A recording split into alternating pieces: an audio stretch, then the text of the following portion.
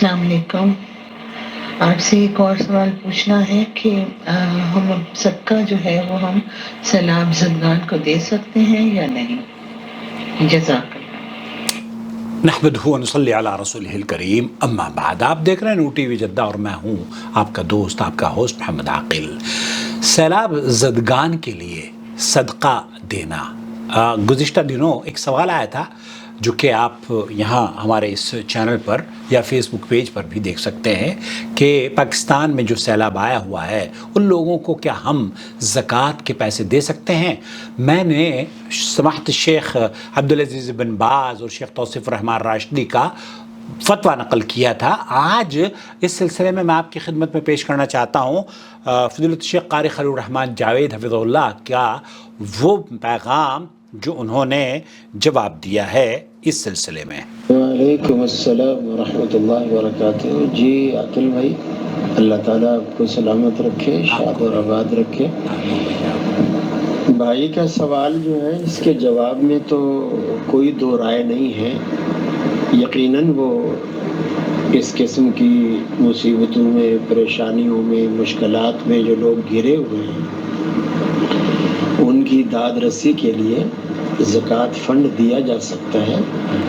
جو قرآن مجید نے زکوٰۃ کے مصارف میں 8 مدات بیان کی ہیں جی، اس میں حالانکہ ایک مسافر بھی شامل ہے.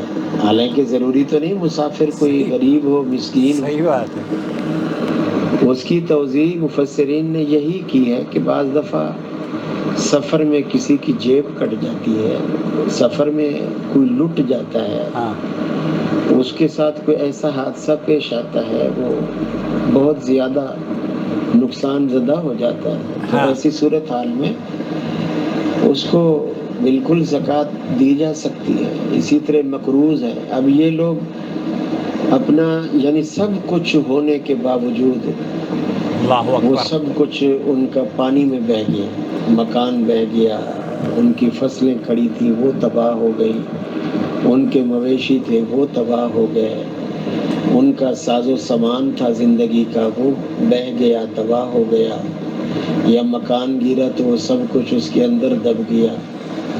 تو یہ لوگ تو یعنی جو قرآن مجید نے فقراء اور مسکین کہا ہے یہ تو اس سے بھی زیادہ مستحق ہوتے ہیں. صحیح بات ہے، بالکل. کہ جن کے پاس پھر نہ رہنے کو گھر بچتا ہے، یعنی سب کچھ تھا اور اب کچھ بھی نہیں رہا، تو یہ تو زیادہ حقدار ہوتے ہیں نسبتاً دوسرے لوگوں کے. بے شک بے شک. بالکل ان کو زکوٰۃ فنڈ دینا چاہیے اور جیسے بھی وسائل ہوں ان کے لیے مدد ضرور کرنی چاہیے. ویسے بھی رسول اکرم صلی اللہ علیہ وسلم کا فرمان ہے کہ اگر کوئی شخص دنیا کے اندر کسی کے دکھ اور تکلیف کو محسوس کر کے اس کرب کو دور کرنے کی کوشش کرتا ہے تو فرمایا قیامت والے دن اللہ تبارک و تعالی اس کی تکالیف کو دور فرمائے گا. اور میں سمجھتا ہوں کہ یہ سودا مہنگا نہیں ہے، بہت ہی سستا سودا ہے. دنیا کی تکلیفیں تو جیسے تیسے انسان برداشت کر جاتا ہے، یا اللہ. اور دوست احباب رشتہ دار کوئی نہ کوئی کام آ بھی جاتے ہیں، بے شک. کوئی زکوٰۃ فنڈ سے بھی ہیلپ کر دیتا ہے، لیکن آخرت کی تکلیفوں میں کوئی کسی کے کام نہیں آئے گا جس کے لیے اللہ کا قرآن کہتا ہے یوم یفر المرء من اخیہ وامہ وابیہ وصاحبتہ وبنیہ. فرمایا کوئی بھی باپ بیٹے سے، بیٹا باپ سے، ماں سے، دوست سے سب دور بھاگیں گے. تو ایسی کوئی کسی کے جب کام نہ ہو آ رہا ہو اور بندہ تکلیف میں ہو اور اس وقت اللہ تعالیٰ اس کے کام آئے تو میں سمجھتا ہوں یہ کتنا عظیم معاملہ ہے. یہ سودا جتنا جلدی ہو سکے اللہ سے کر لیجئے.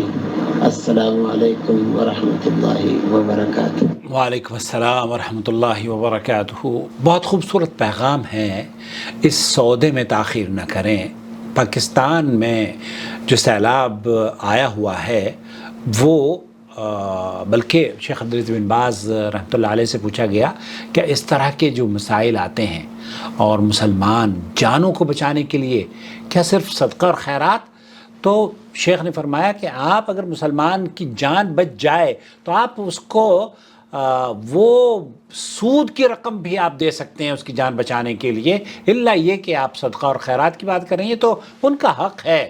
شیخ نے جیسے فرمایا نا کہ اس وقت انسانیت کی بقا کے لیے، انسانیت کے تحفظ کے لیے ہمیں اور آپ کو اس اجر کو حاصل کرنے کے لیے، چونکہ شیخ نے بتایا کہ اللہ تعالیٰ آپ کے کام آئے گا اگر آپ اس دنیا میں ان سیلاب زدگان کے، ان لوگوں کے، ان متاثرین کے کام آتے ہیں جو کہ آج محتاج ہیں۔ تو آپ اپنے صدقات اور خیرات بھی دیجئے، اور زکوٰۃ اور جو بھی مال آپ کے پاس ہے بڑھ چڑھ کر ان لوگوں تک پہنچائیے۔ تصدقوا قبل اللہ تصدقوا، اللہ کے رسول صلی اللہ علیہ وسلم کی صحیح مسلم کی یہ روایت ہے۔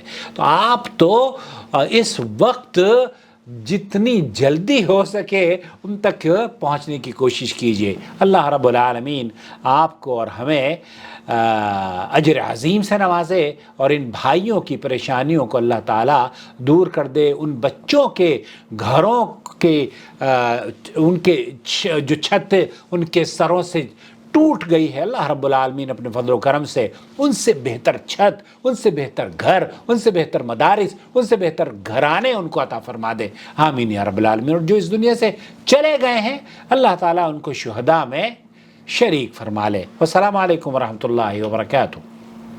وما أرسلنا من قبلك إلا رجالا نوحي إليهم فاسألوا أهل الذكر إن كنتم لا تعلمون بالبينات والزبر وأنزلنا إليك الذكر لتبين للناس ما نزل إليهم ولعلهم يتفكرون أفأمن الذين مكروا السيئات أن يخسف الله بهم الأرض أو يأتيهم العذاب من حيث لا يشعرون